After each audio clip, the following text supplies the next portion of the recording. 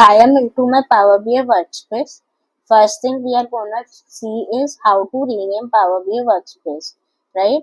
To rename a Power BI workspace, open it, right? I'm into my workspace itself. Go to workspace settings. Here on the top, you will see the name. So you can just rename it Power BI YouTube. Okay. If you click and press enter, or you click out somewhere outside of this field, it will get renamed. If you come down, you will see more options if you want to configure it. Okay, to close it, you can click on this cross button to close. Now second thing, to rename Power BI report, right? You can just hover over the report name, three dots for more options, settings, you can rename it, right?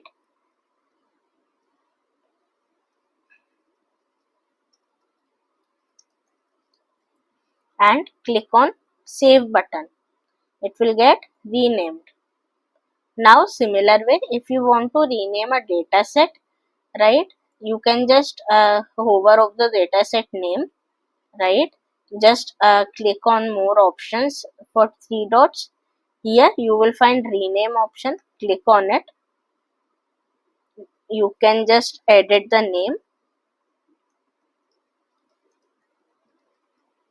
right, and click on save button.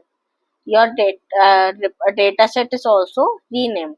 Now the last but not the least for this tutorial, if you want to rename your dashboard, this one, you can just again same way, you can hover over it, more options for dots, click on settings.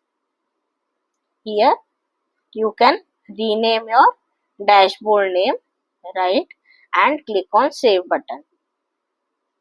Your dashboard will get renamed.